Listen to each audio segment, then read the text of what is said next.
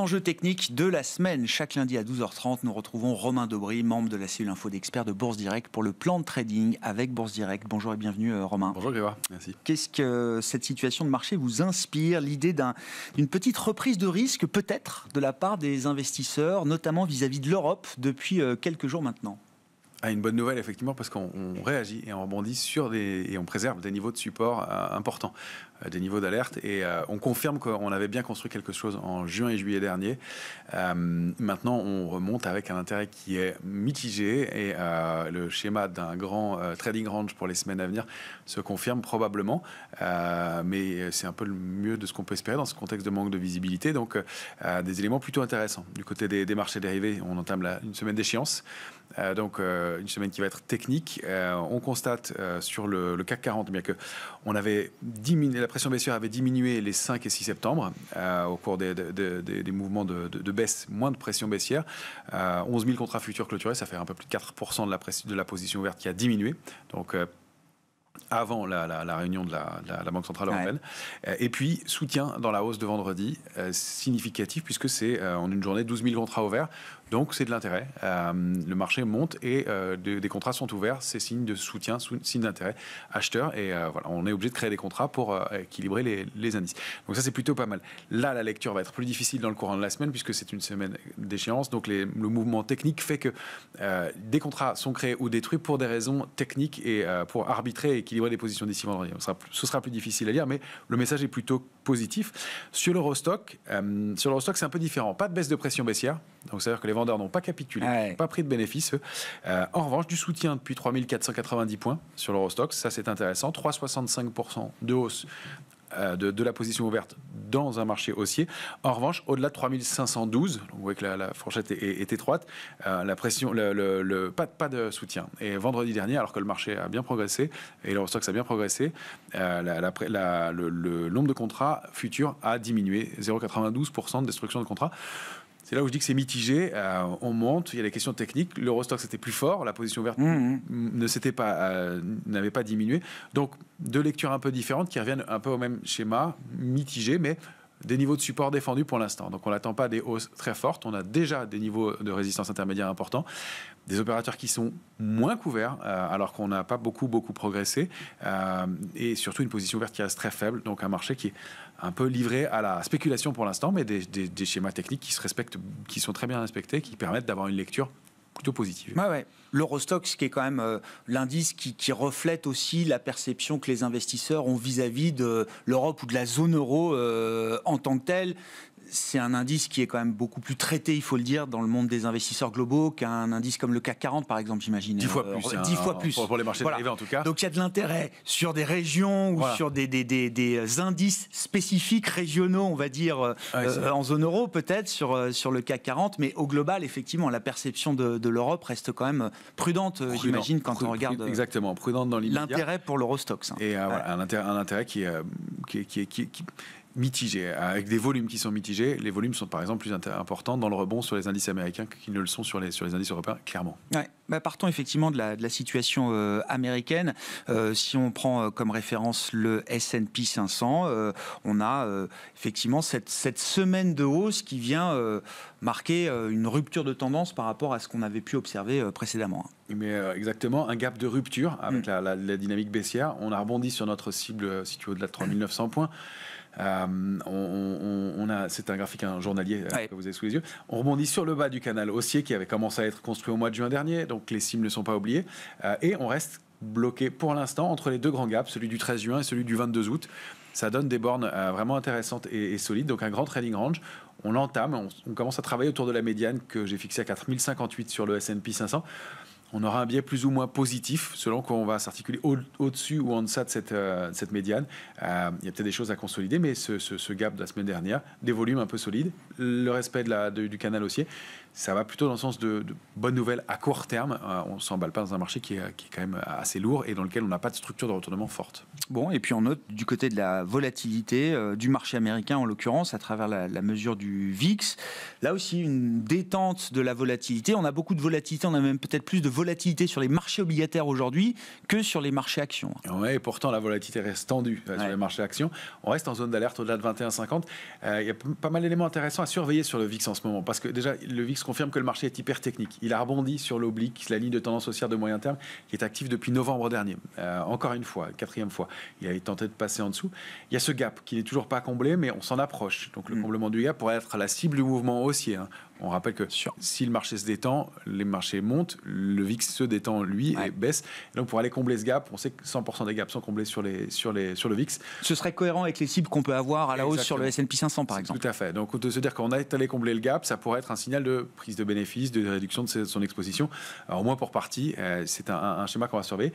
Donc, et un indice qui est pour l'instant hyper technique, mais qui reste en zone d'alerte. Donc, signe de prudence de la part des opérateurs. Tant qu'on a cette méfiance et cette prudence, on a un schéma de risque qui est quand même limité, même si le niveau de couverture a baissé de façon significative sur les indices américains actuellement.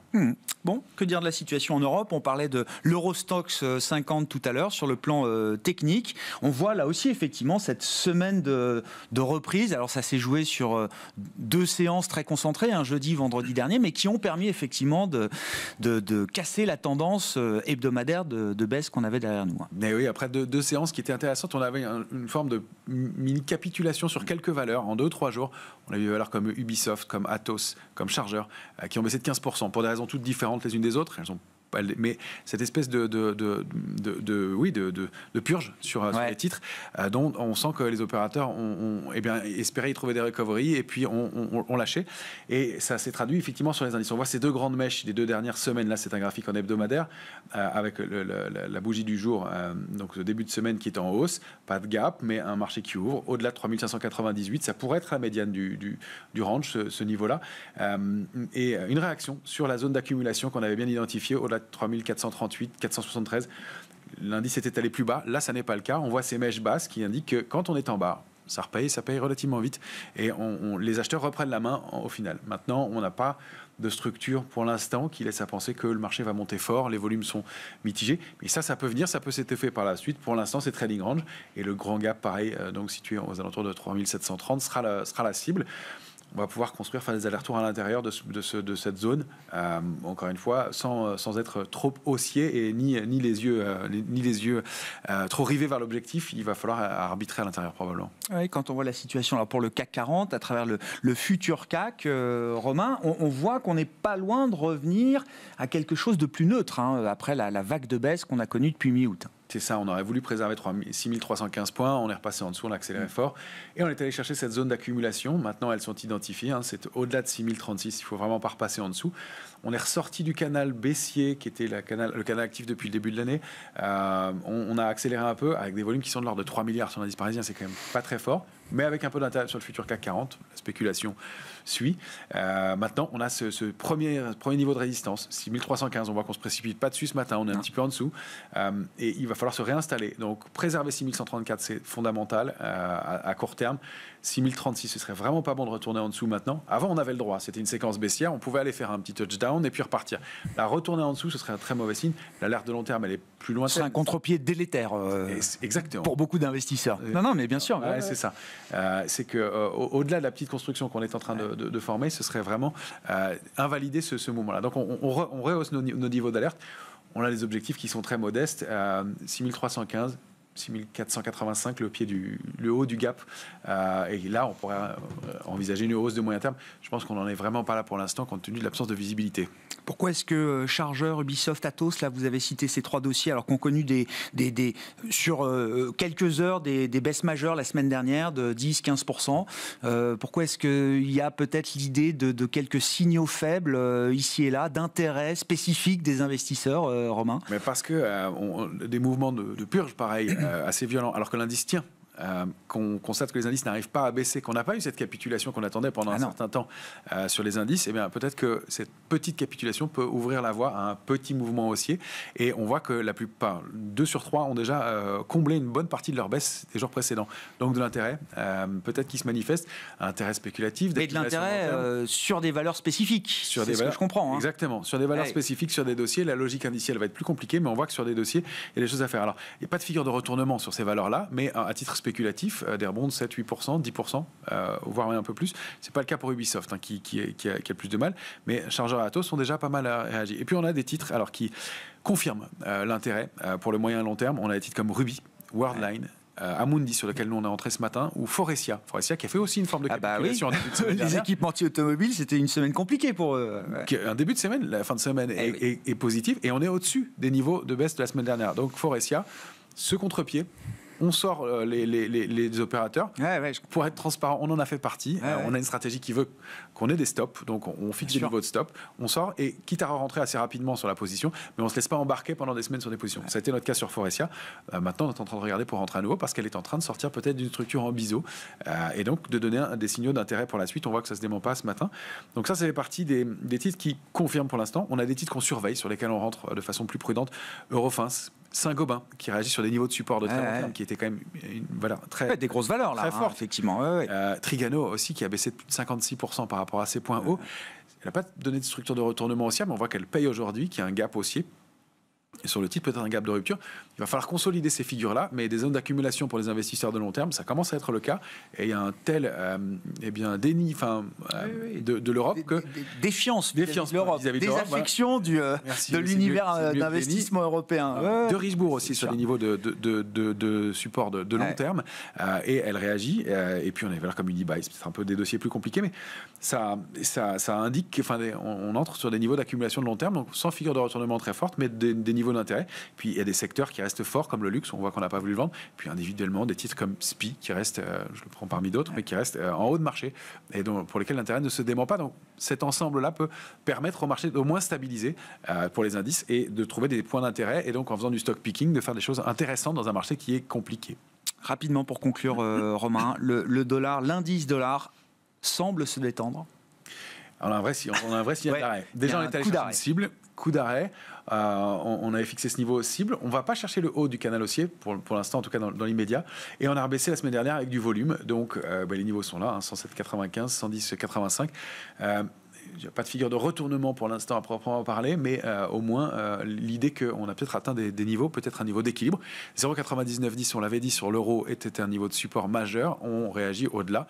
On a des niveaux de résistance importants à passer, 1,0220, 1,04 notamment. Et puis après, c'est un 0,520 et un 0,710 pour retourner la tendance. Donc on est très loin, mais au moins un coup d'arrêt marqué et avec des volumes pour accompagner cette baisse. Donc le signal on a peut-être vu la fin d'un mouvement, en tout cas, au moins à court terme. Ouais. Un mot également alors du secteur des biotech aux États-Unis, alors qu'il y a un secteur qui a connu une grande baisse depuis l'automne 2021. C'était ça, le pic du Nasdaq américain, c'était, il faut s'en souvenir, novembre 2021, si je ne dis pas de bêtises. Et donc depuis, voilà, le compartiment des biotech, un des compartiments peut-être les plus risqués au sein du Nasdaq, a connu une baisse substantielle jusqu'au mois de juin. Est-ce qu'on est en train de voir les choses se retourner de ce point de vue-là ? Ça devient un indice fort, en tout cas. L'indice Nasdaq Biotech NBI. Ça devient un indice fort. On a une structure d'épaule tête épaule inversée possible avec un déclenchement qui n'est pas instantané, qui serait plutôt dans l'automne, mais ça peut aller vite avec les biotech. C'est intéressant parce que c'est marque d'intérêt pour le marché des biotech. Ça veut dire qu'il y a du cash, que les opérateurs réagissent. Et surtout, on est remonté dans cette épaule, qui peut être l'épaule, avec des volumes qui sont très significatifs. On a débordé la ligne de tendance baissière. On construit quelque chose, c'est à surveiller. On a un ratio risque-rendement qui est vraiment intéressant. Donc, quelque chose à faire de ce côté-là aussi quand on cherche de l'intérêt dans le marché. Merci beaucoup, Romain. Romain Daubry, qui sera avec nous donc vendredi à 17h, je le rappelle, 3e vendredi du mois, échéance mensuelle et même trimestrielle pour différents produits dérivés, options et futurs sur indices, et y compris les indices européens. Et donc, vous serez avec nous à 17h ce vendredi pour les retrouvailles des 3 sorciers en ce début de saison 3 de Smart Bourse. Romain Daubry avec nous chaque lundi, évidemment, à 12h30 pour le plan de trading avec Bourse Direct.